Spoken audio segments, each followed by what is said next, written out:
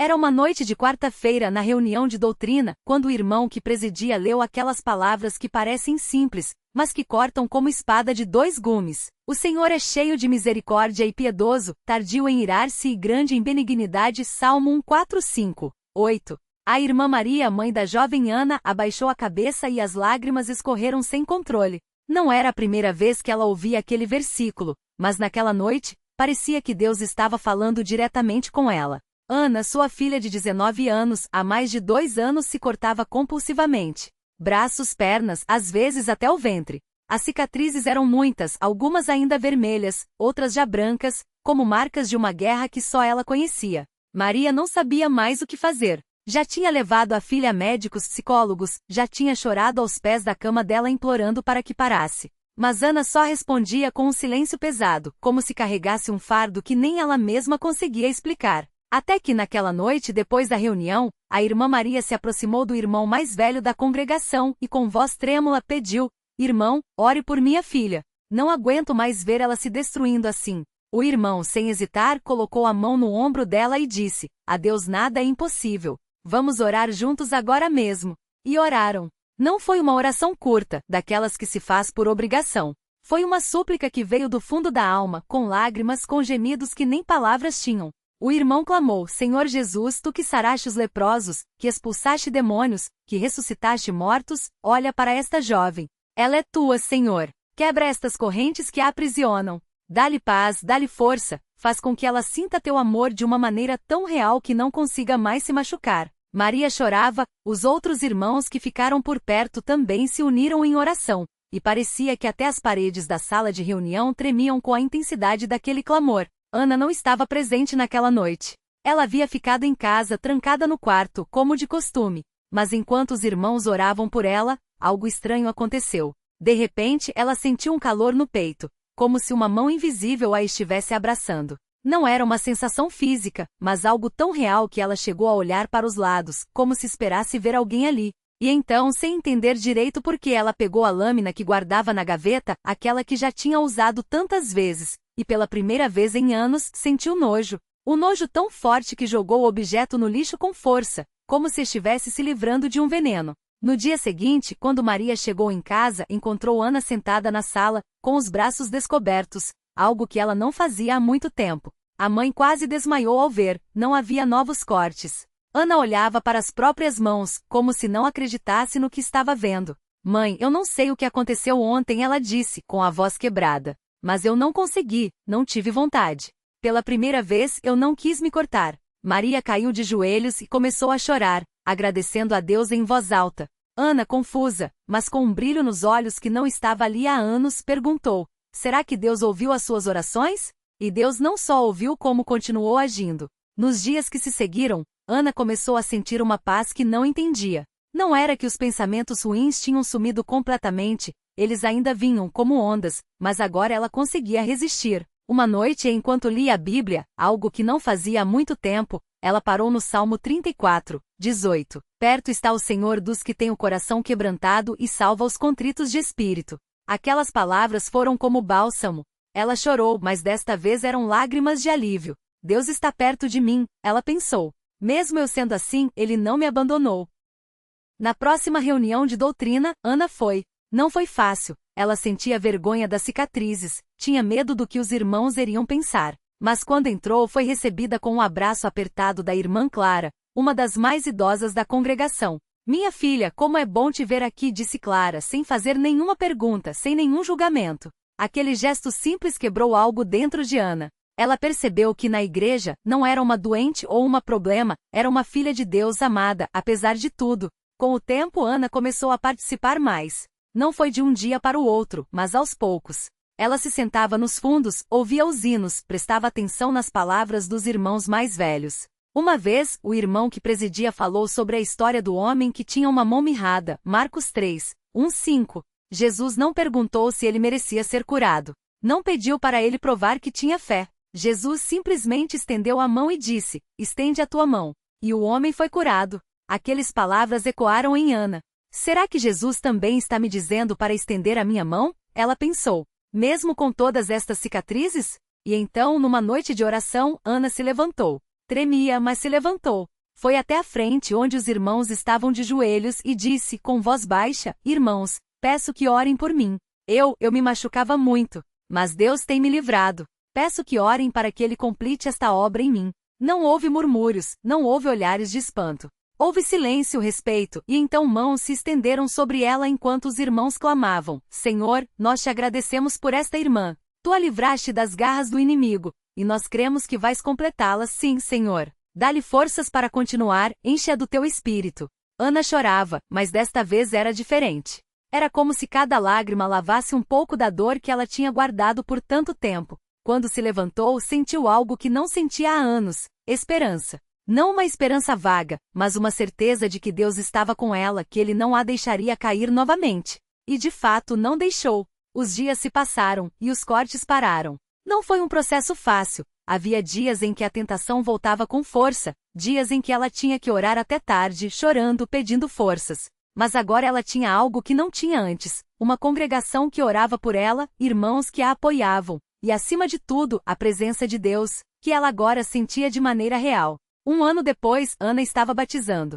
Quando saiu da água, os irmãos cantavam Glória a Deus nas alturas, com uma alegria que só quem conhece o poder de Deus pode ter. Ela olhava para as próprias mãos, agora livres das lâminas, e para as cicatrizes que ainda estavam lá, mas que agora contavam uma história de livramento. Depois do batismo, muitas irmãs se aproximaram para abraçá-la. Uma delas, a irmã Laura, disse: Ana, suas cicatrizes não são mais sinais de dor. Agora são provas de que Deus te resgatou. E era verdade. Cada marca em seus braços era um testemunho de que onde o homem não pode, Deus pode. Hoje, Ana serve na congregação. Não é uma serva perfeita, ninguém a abate, ela está ali, firme, ajudando outras jovens que passam pelas mesmas lutas que ela passou. Às vezes, quando alguma irmã mais nova chega até ela chorando, com marcas nos braços, Ana mostra as suas próprias cicatrizes e diz: Eu sei como é. Mas Deus pode te livrar, como me livrou. Só não desista dele. E então elas oram juntas, e Ana sente a mesma presença de Deus que sentiu naquela noite,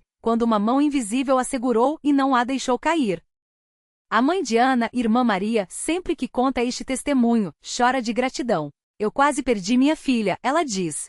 Mas Deus a trouxe de volta. Não foi medicina, não foi psicólogo, foi a oração, foi a mão de Deus. Ele é fiel. E é assim que a história de Ana se tornou mais um milagre cotidiano na congregação. Não um milagre de barulho de espetáculo, mas daquele tipo silencioso, que muda uma vida para sempre. Porque no final, o que importa não são as cicatrizes que ficam na pele, mas a cura que acontece na alma. E isso, só Deus pode fazer. Ana não imaginava que anos depois daqueles cortes profundos, ela estaria sentada no banco da congregação, não mais como uma jovem quebrantada, mas como uma serva que Deus usava para consolar outras almas feridas.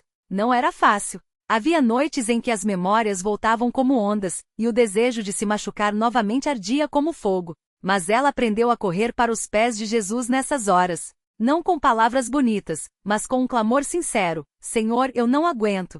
Segura minha mão. E ele sempre segurava. Uma dessas noites foi especialmente difícil. Ana havia acabado de ouvir o testemunho de uma irmã que, assim como ela, lutava contra pensamentos de autodestruição. A moça, chamada Rafaela, tremia ao contar como, na véspera, quase havia recaído. Ana sentiu o coração apertar. Sabia bem aquele desespero. Depois do culto, ela se aproximou de Rafaela e, sem muitas palavras, puxou a manga da blusa, mostrando as cicatrizes. Eu também já estive onde você está, disse, com a voz embargada. Mas olha o que Deus fez. Ele não te deixou sozinha, irmã. Ele não vai deixar. Elas se ajoelharam ali mesmo, no corredor da congregação, entre os bancos ainda quentes dos irmãos que haviam saído. Ana orou com lágrimas. Pai, tu conheces a dor da Rafaela. Tu vês as suas noites sem sono, o medo que ela sente. Mas o Senhor é maior que tudo isso. Dá a ela a mesma paz que tu me deste. Enche-la do teu espírito, para que ela sinta que não está sozinha. Rafaela chorava, e Ana sentia o peso daquela batalha, mas também a certeza de que não eram só elas duas ali. Havia um terceiro, aquele que prometeu nunca deixar nem desamparar. No dia seguinte, Rafaela procurou Ana depois da escola dominical. Seus olhos ainda estavam inchados de chorar, mas havia algo diferente neles, uma centelha de esperança.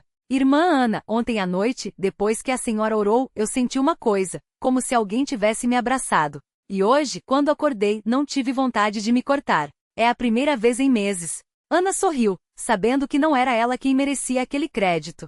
Isso é Deus, irmã. Ele está trabalhando em você. Só não solta a mão dele, não. Mas nem tudo eram vitórias fáceis. Houve vezes em que Ana se sentiu incapaz. Certas jovens que ela tentava ajudar pareciam não progredir, e o desânimo batia à porta. Será que eu não estou fazendo direito, Senhor?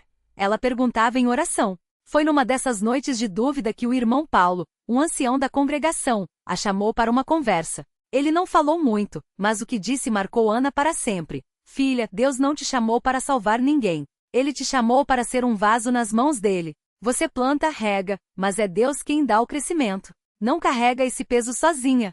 Essas palavras a libertaram. Ana entendeu que não precisava ter todas as respostas, nem forçar resultados.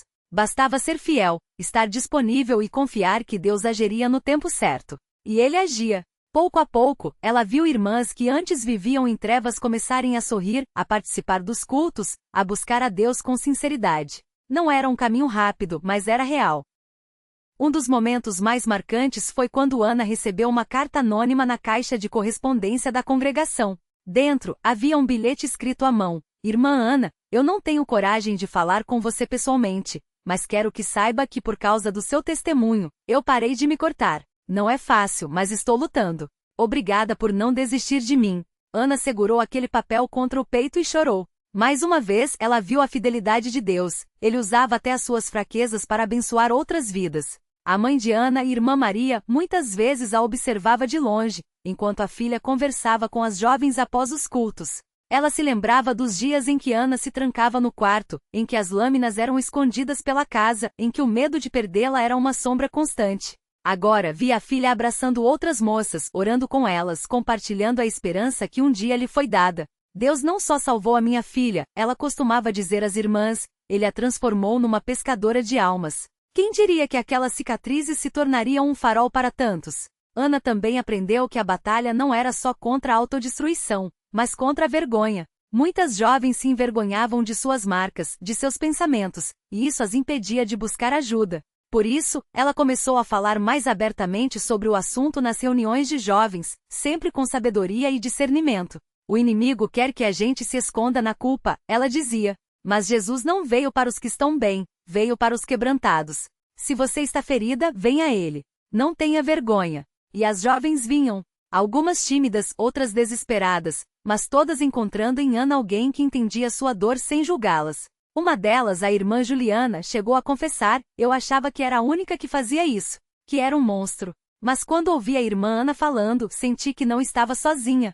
Essa era a graça de Deus em ação, usando uma vida restaurada para restaurar outras. Ana também descobriu que a oração era sua maior arma. Não só as orações longas e elaboradas, mas aquelas gemidos do coração, como os que o apóstolo Paulo mencionou em Romanos 8:26, porque não sabemos o que havemos de pedir como convém, mas o mesmo Espírito intercede por nós com gemidos inexprimíveis. Havia noites em que ela não conseguia nem formar palavras, só chorava diante de Deus, e mesmo assim, ele a ouvia. E respondia.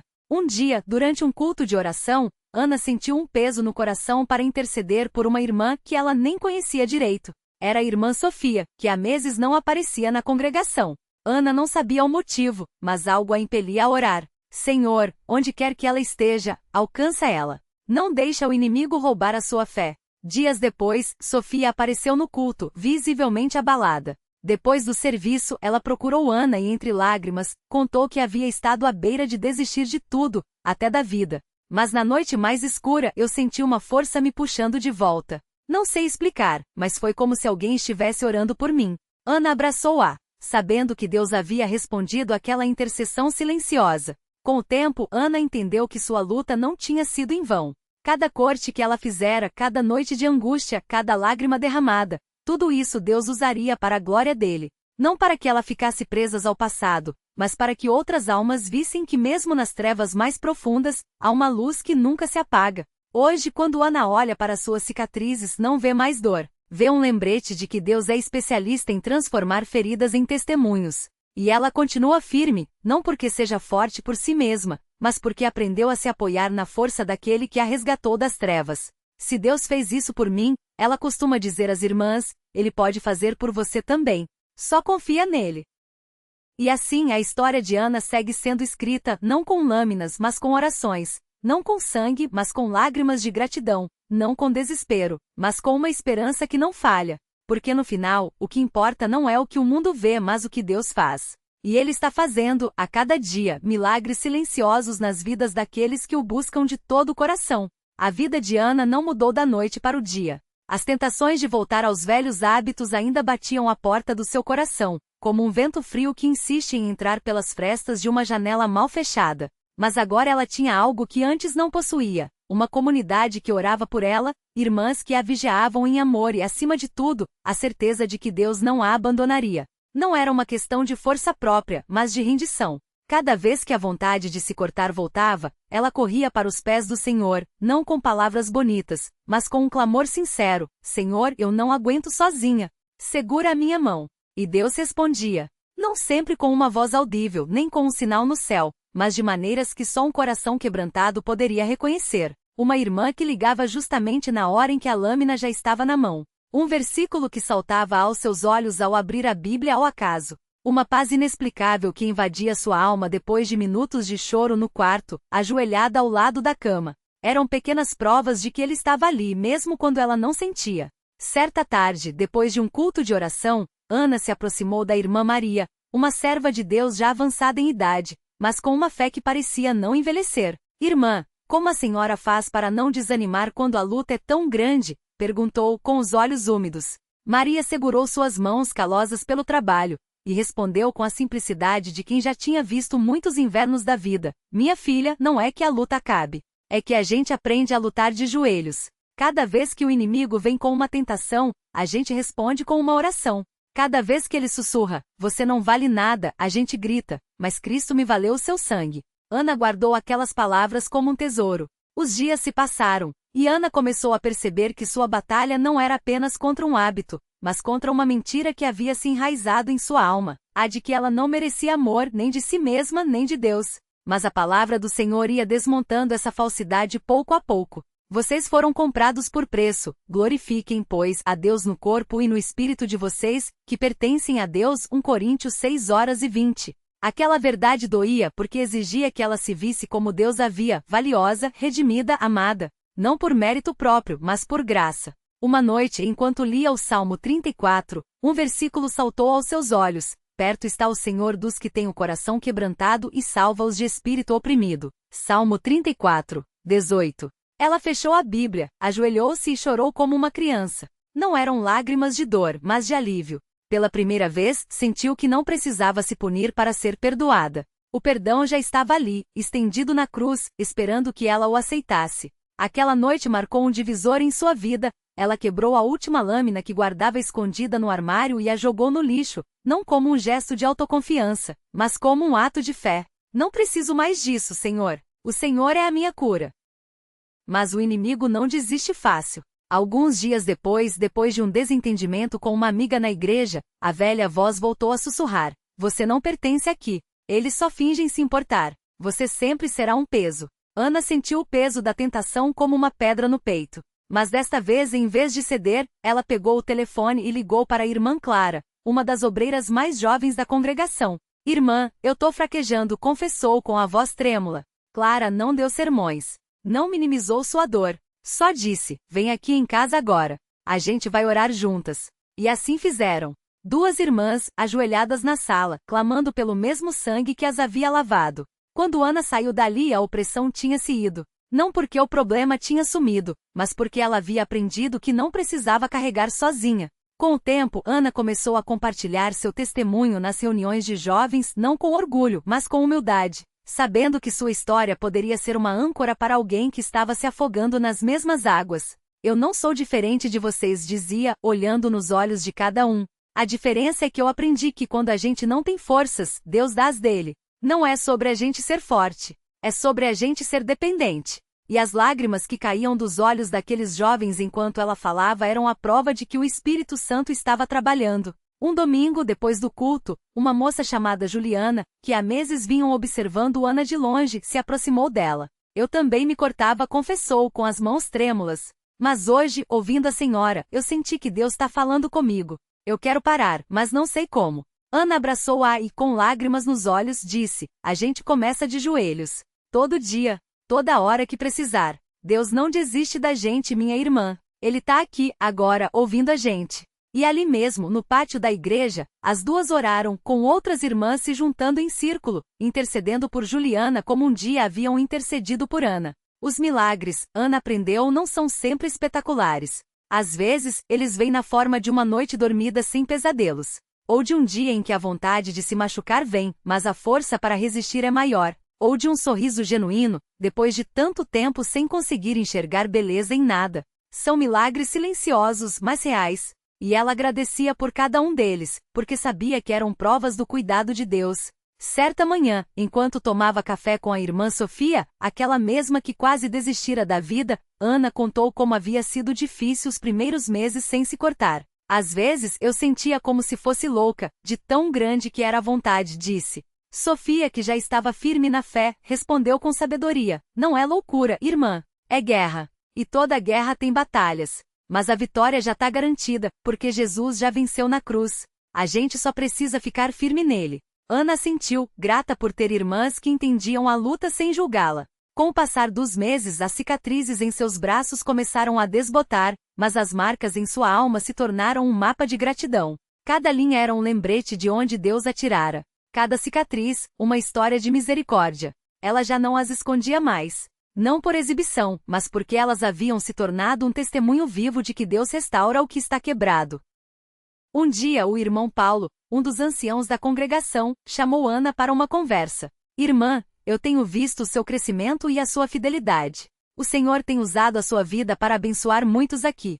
Você já pensou em se dedicar mais ao serviço do Senhor? Ana sentiu o coração acelerar. Ela, que um dia achou que não servia para nada, agora estava sendo convidada a servir. Mas irmão, eu ainda sou tão fraca, começou a dizer. O irmão sorriu e colocou a mão em seu ombro. Todos nós somos, minha irmã. Mas é nos vasos de barro que Deus coloca o seu tesouro. Não é pela nossa força, mas pela sua graça. O Senhor não chama os capacitados, Ele capacita os chamados. Ana aceitou o convite com temor e tremor, sabendo que não era por merecimento, mas por misericórdia. Começou a participar mais ativamente das reuniões de jovens, ajudando a organizar estudos bíblicos e a visitar irmãs que estavam passando por provações. Não era perfeita. Ainda tinha dias difíceis. Mas agora ela sabia para onde correr. Uma noite, enquanto preparava uma mensagem para compartilhar com as moças, Ana abriu seu diário e relê as páginas escritas nos dias mais escuros. Lá estavam registradas orações desesperadas, promessas de desistência, dúvidas cruéis.